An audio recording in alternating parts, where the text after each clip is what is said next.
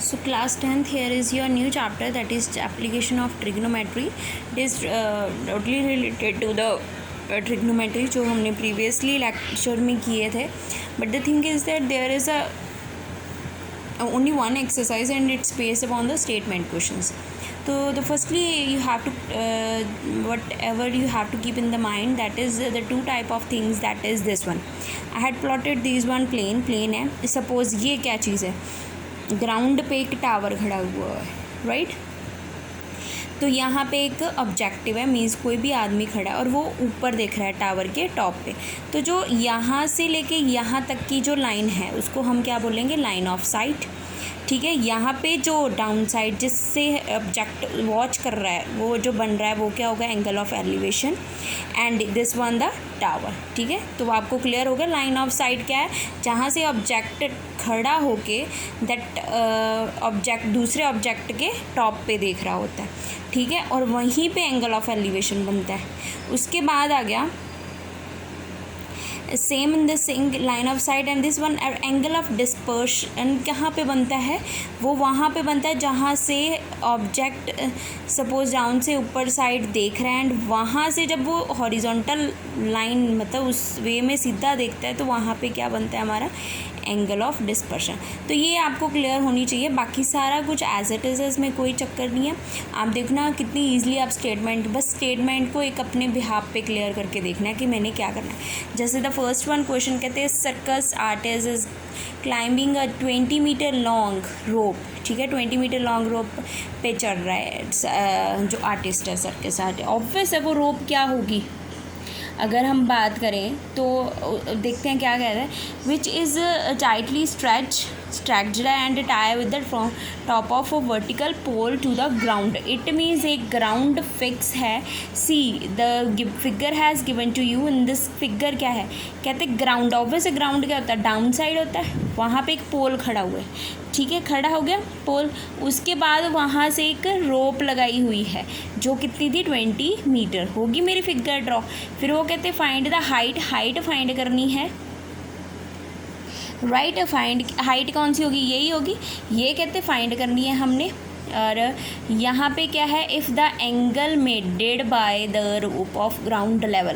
कहते कि वहाँ पे आपको ग्राउंड लेवल पे आपको इन्होंने थीटा गिवन है. तो ग्राउंड लेवल पे थीटा कौन सा होगा, ये तो ऑब्वियस है स्ट्रेट है. ये तो मेरा 90 डिग्री का एंगल बना है. डेफिनेटली ये मुझे पता है, जो हम खड़ा करते हैं वो चीज़ वो this way is the 30 degree. तो ऑब्वियस है मेरे यहाँ पे क्या मिलेगा, 30 डिग्री. तो मैंने यहाँ पे लिख दिया कि ए बी मेरी कौन सी है, ए बी मेरा पोल है, ए सी मेरी रोप है. तो अब मैं राइट एंगल ट्रायंगल में गई. अब ये देखो गिवन क्या है, एक तो ये चीज़ है, इट मीन्स ये मैंने फाइंड करनी है. ये इसके बारे में बात हो रही है और एक इसके बारे में बात हो रही है. तो ऑब्वियस है ये किसके इक्वल होता है, परपेंडिकुलर अपॉन हाइट. हाइपोटेनियस किसके इक्वल होता है, साइन के इक्वल होता है. तो मैंने लिख दिया साइन सी, क्योंकि एंगल सी के द्वारा ये देखा जा रहा है. तो sine C perpendicular upon hypotenuse, A B upon A C. Sine C कितना दिया हुआ है मुझे, 30. यहाँ पे ए बी मुझे गिवन नहीं है, वो मैंने ऐसे ही छोड़ दिया. एंड 20 मुझे गिवन है ए सी. तो वो साइन 30 किसके इक्वल होता है, 1/2 के. ए बी मैंने फाइंड कर लिया एंड ए बी कितना आ गया, 10. तो it means the height of rope कितनी होगी मेरी, 10 metre. I hope so it has clear. Then come to the next one question. कहते हैं tree breaks due to the storm and the broken part bends so that the top of the tree touches the ground and making the angle theta. ये देखो मैंने एक figure बनाई. Obvious है tree कहाँ से होता है, यहाँ से होता है. ग्राउंड लेवल से खड़ा ट्री ऐसे ही होता है. फिर वो ब्रोक कर गया, मैंने ब्रोक कर दिया. उन्होंने कहा कि उतना ही टूटा है जितना वो डाउन साइड से बचा है, मतलब हाफ पोर्शन उसका टूट चुका है. और वो कहते हैं 30 डिग्री का एंगल बना रहा है. ऑब्वियस है ये मुझे क्लियर है 90 डिग्री होगा और ये मेरा 30 डिग्री होगा. The distance between the foot and the tree of the point where the top is touches the ground is 8 metre. कहते हैं डिस्टेंस है जो फुट से लेके ट्री जहाँ से वो टच हो रहा है ये वाला, उसका कितना है, ये हो गया डिस्टेंस मेरा 8 मीटर. मैंने यहाँ पे लिख दिया. हाइट फाइंड करनी है. पहले मैंने लिख दिया कि जो अब मैंने मार्किंग कर दी ए बी सी. ऑब्वियस है यही होगा क्योंकि ट्री ही यही था. फिर मैंने इसको डी ले लिया. अब आपने इसको लिख दिया कि B C is a tree which is the broken part of A ठीक है, and touches the ground D. Obvious है, तो ये दोनों क्या हो गया, ये और ये क्या हो गया, इक्वल हो गया, तो मैंने लिख दिया A C equal to A D. ठीक है, अब फिर से आ गया right angle triangle A B C में गए, अब ए बी सी नहीं, हाँ इस पे गए, ए बी सी डी आएगा यहाँ पे।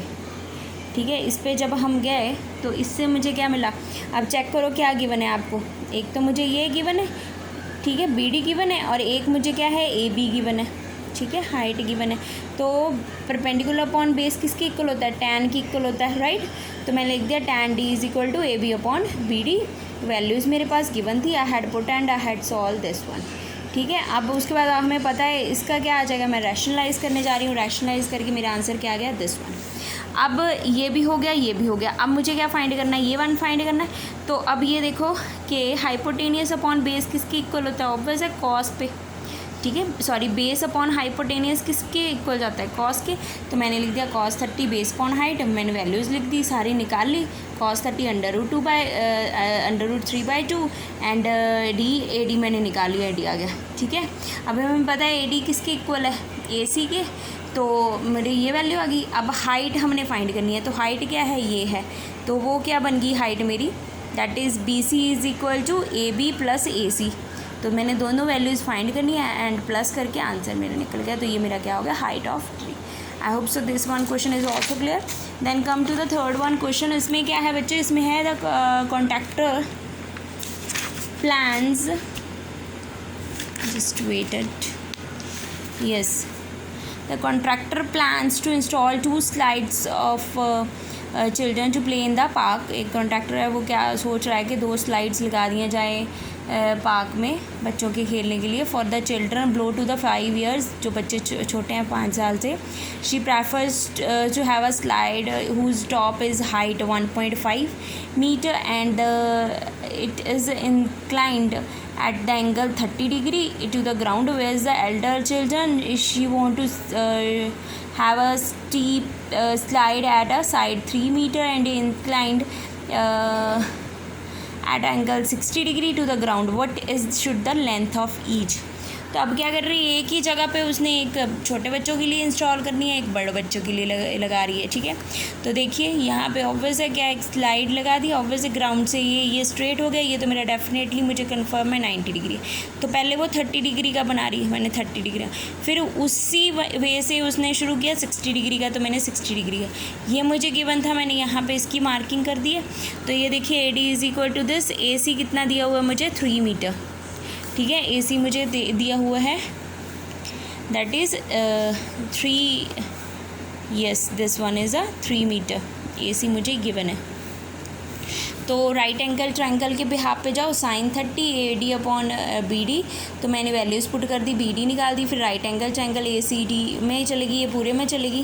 पहले ये वाला पोर्शन सॉल्व किया, फिर मैं पूरा कंप्लीट कर लिया, फिर वहाँ से मैंने बी सी निकाल ली, तो लेंथ ऑफ स्लाइड्स क्या आ गई, इसकी लेंथ ये आ गई और इसकी लेंथ ये, तो मैंने दोनों की लेंथ्स लिख दी। ठीक है, in the fourth question the angle of elevation, see angle of elevation, हमें पता है एंगल ऑफ एलिवेशन क्या होता है, यहाँ पे होता है, राइट। तो मैंने यहाँ पे लिख दिया